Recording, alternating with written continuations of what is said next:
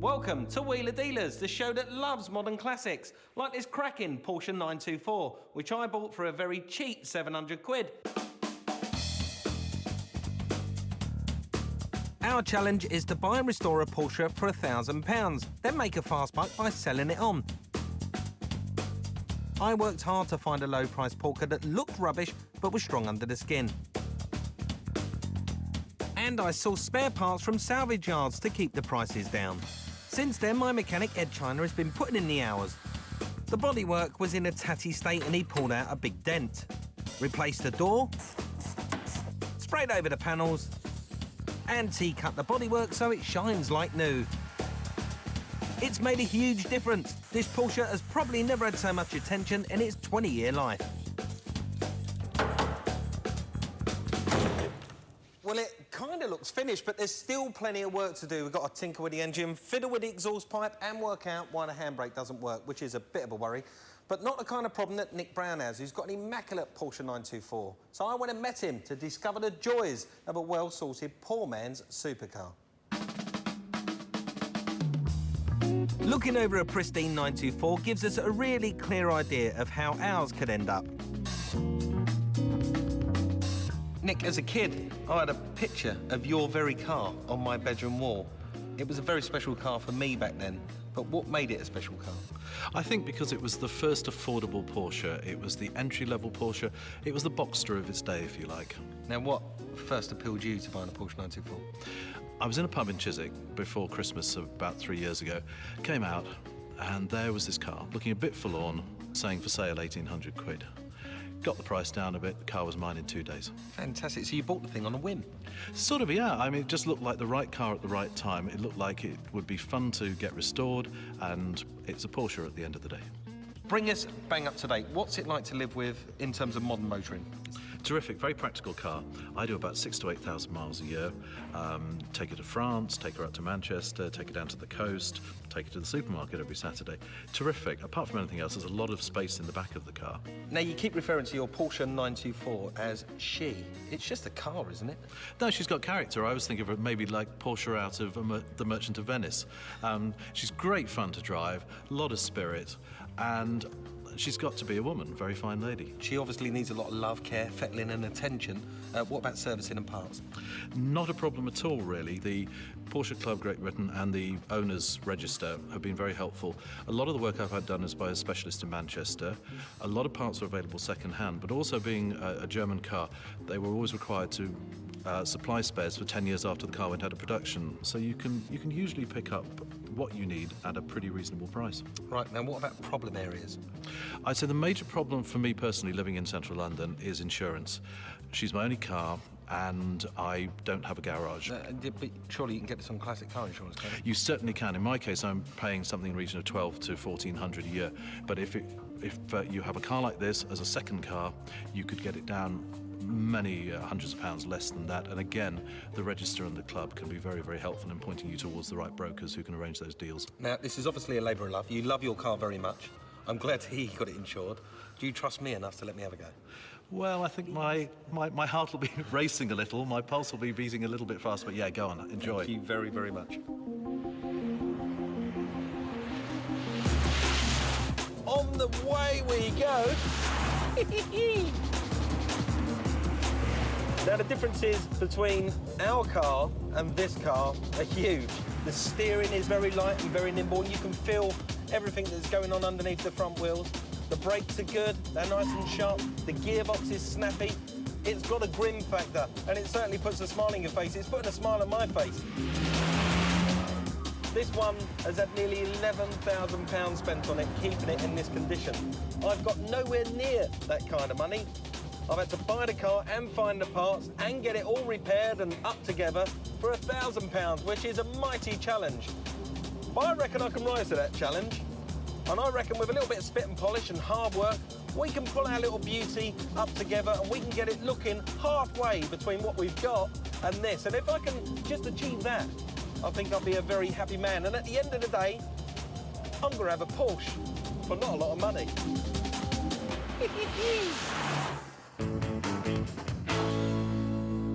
Back in the workshop, Ed's hard at it. Now he's going to have a go at doing the handbrake, something that needs to work properly if the Porsche is going to be road legal. Mike complained about a dodgy handbrake on this Porsche, and that would normally lead me to look for either stretched handbrake cables or perhaps bad adjustment on the shoes inside the drum. Now my instinct tells me it's neither of those, because this handbrake handle is clearly broken. I'm going to need a 13mm spanner to undo the 2 bolts that hold the handbrake handle onto the car. Once I've removed these, I should be able to pull the whole handbrake mechanism out from the car. Well, there it is. Now you can see that somebody's had a really bad go at trying to fix this, and it's all mangled and mashed up and stuff. Now, they only cost about 15 quid from a breakers, so I might as well just get another one and replace it, rather than trying to fix this one again. Well, this is our new one, and here's the old one, and you can see there's no damage on this side. It's not mangled or mashed. It's just all fine. So I'm going to put that one back in. Now, when I was taking this apart, I noticed that the handbrake light switch, just here, is actually broken. And very handily, they're the same as a Volkswagen van. So all I have to do now is just replace that.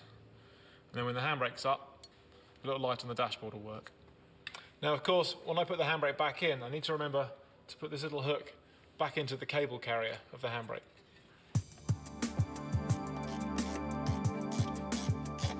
Jobs like these don't seem very exciting, but the handbrake is an essential safety requirement. It has also been a cheap fix for me. If the cable had gone or the drums weren't functioning, I would need to spend far more than 15 quid.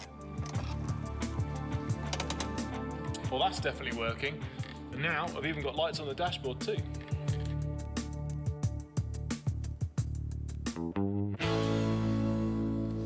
Moving on, it's time to get on with the exhaust. Now, I'm not happy with the noise the Porsche is making when I start the car. What I can hear is the exhaust smacking against the inside of the transmission tunnel. Now, it's not particularly dangerous and it's not going to cause much damage, but it is a major annoyance and it could lose us the potential sale, so I'm going to have to fix it.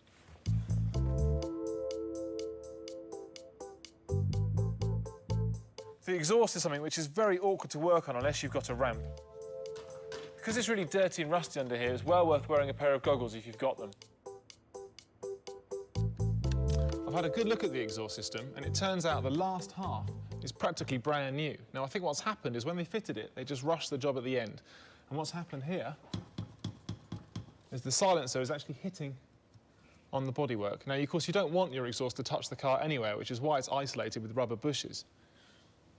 Now, all I'm going to need to do is move this back by about 5mm, and I think the problem will be solved.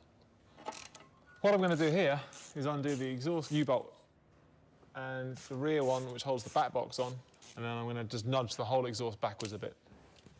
And now for my adjusting tool.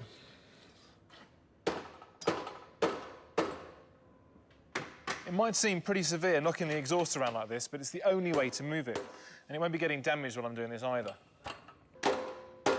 I think that's it. Well, there's no sign now of anything touching anything else, which it shouldn't. All I have to do now is do up the bolts. Cool.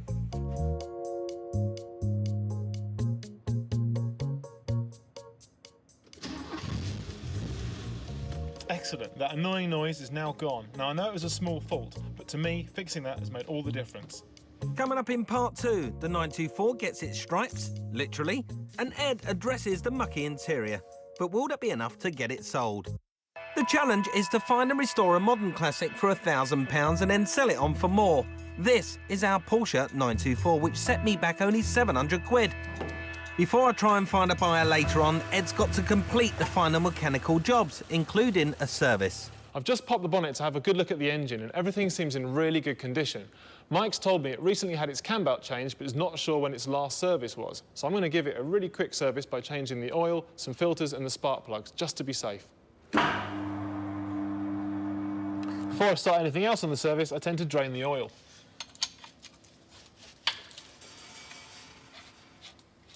Draining the oil is a messy job and takes quite a while, so while it's draining out, I can sort out the air filter. Well, it's not too dirty, but it's worth changing now it's out. So I'll just get rid of that. If an air cleaner gets really dirty, it can restrict the airflow into the engine. This affects the air-fuel mixture, which can make the car run really badly. A light service like this will cost around £100 from a garage, so it's well worth having a go at it yourself. Now I'm going to change over the plugs. There's 4 of them, they're down here, and they're a long way away from my hands. Spark plugs are often something you can get away without changing, but for 20 quid, it's worth it just for peace of mind. I've just removed the spark lead, and I'm going to do these one at a time so I don't get the order messed up. This may seem pretty obvious, but you don't want to do this when the car is hot.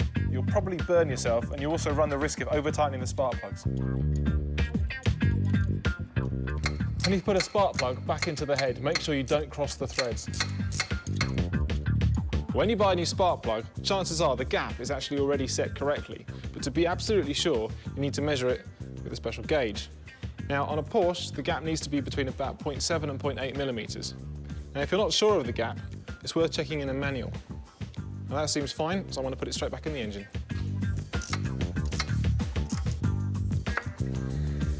That's the second one done. Another sooty spark plug. Anyone who likes fiddling with cars can do this. It's just a bit oily and a bit fiddly. Could do with a little more room, I think. And the final sooty spark plug. And the last lead to be connected. OK, that's the spark plugs done, so now I'm going to change the dizzy cap and the rotor arm. To be fair, this rotor arm isn't in very bad nick at all. But again, they're so cheap, it's worth changing. You don't need to get a rotor arm from Porsche. I got this one from a local auto store for about £7. Now for the distributor cap. Now, if you look closely, on the outside it looks reasonably new, but on the inside you can see loads of corrosion on all the terminals, whereas on this one, it's all shiny. So again, it's so cheap, it's worth changing. As with the spark plugs, you want to make sure you get the right leads onto the right plug. And so here, you want to get the right lead onto the right terminal. All done. Altogether, I've spent less than £50, but it'll make the car start and run better. Well worth it. Now it's time to fit the oil. As I usually do, I'm going to fill up the oil filter before I put it onto the car. Synthetic oil, like the stuff we're using here, is more expensive than normal oil, but it's much better for the car. Putting a little bit of oil on the O-ring helps to make it seal properly. And of course, the drain plug. Sometimes impossible to remove and easy to lose. I've even seen sawn-off spark plugs used in here.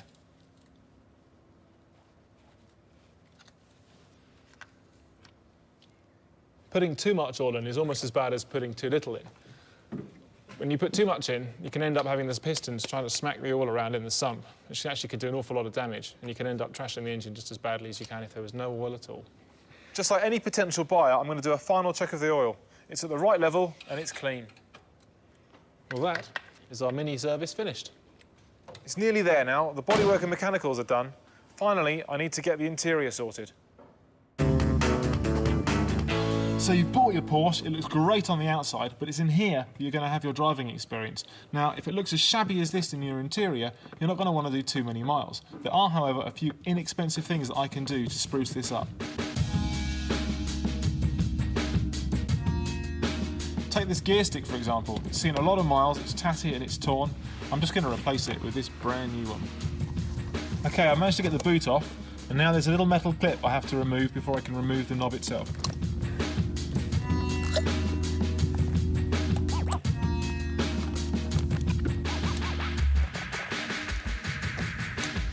It's a nice and easy 2-minute job, and it makes all the difference. Unfortunately, our budget doesn't stretch to a brand new steering wheel, but this leather one can easily be reconditioned with some leather cleaner and some leather cream.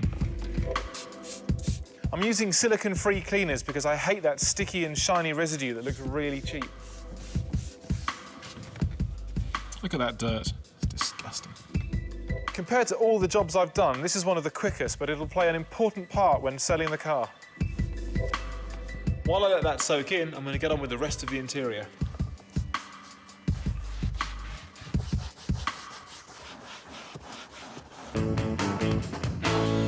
Another finishing touch, it's time to put the Porsche decals on I had to remove when I painted the door. These are aftermarket ones, as original Porsche decals are impossible to find. But they're reasonable value at £27, and it's an easy job. It's actually quite satisfying too. Now don't worry about sticking over the shut lines, because you can always cut that off afterwards.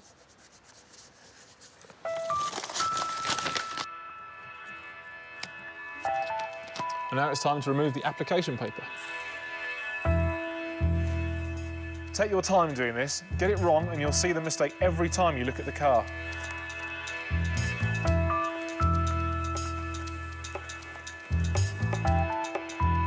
For the other side, I've got the technique down perfectly. Easy does it. Nice. It's looking very tasty.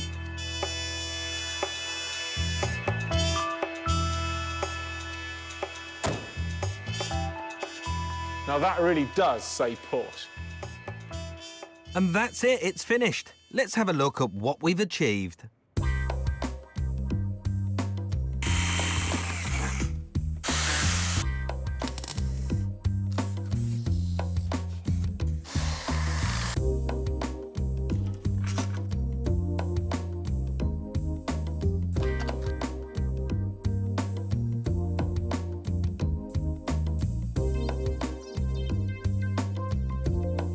We bought a tired 20-year-old car severely in need of some work, and it's completely been turned around. The hardest part was finding a Porsche at the right price. The rest of the jobs went quite smoothly and could definitely be attempted by an enthusiast with a garage, a workshop manual and some basic tools. The Porsche 924 is finished and it's a real peach. Edd's completely repaired the dent in the rear panel. The alloy wheels have been given a new lease of life. The exhaust has lost its annoying rattle. The passenger door has been replaced. And the panel finished off with a few coats of Guards red paint. And finally, it's had a mini service. So what's the damage? Our complete spend on parts was £310 plus VAT on some of the items. Add that to the £700 purchase price and the Porsche owes us just over £1,000. But now it's worth hundreds more. Not bad going.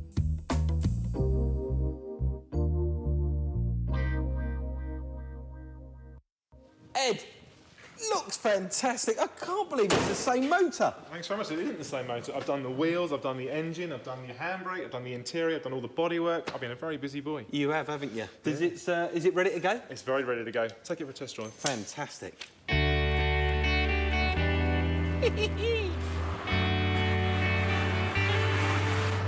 Well, Edd's really done us proud. He's totally transformed the car. Even on a grim day like today, it feels so much better.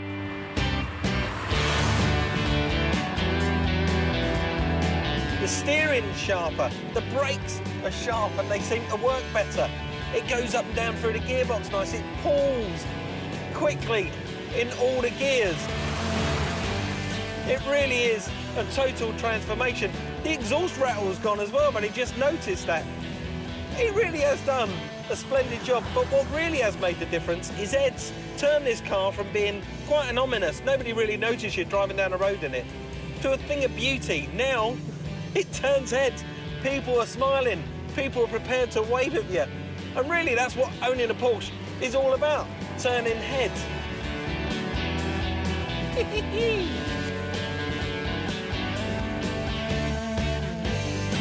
Now, I can't think of another car that you'll get that kind of fun and that kind of excitement for about 1,500 quid.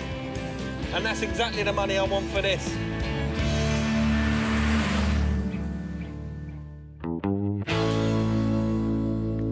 Amazing, isn't it? We can be proud of ourselves. Our car has gone from being a has-been to a must-have. But how do I turn this transformation into a profit? Well, a good idea is to sell your Polky in the summer, because the 924 has a roof that comes all the way out and slots neatly into the boot. And buyers love the sun beating down on their face. Secondly, be realistic with your price. I could ask up to £2,000 for this motor, but then I could spend a long time waiting for the right buyer. So I'm going to advertise it for £1,750. And remember to factor in the cost of re-advertising. You could spend a lot of money just trying to get top dollar for your car.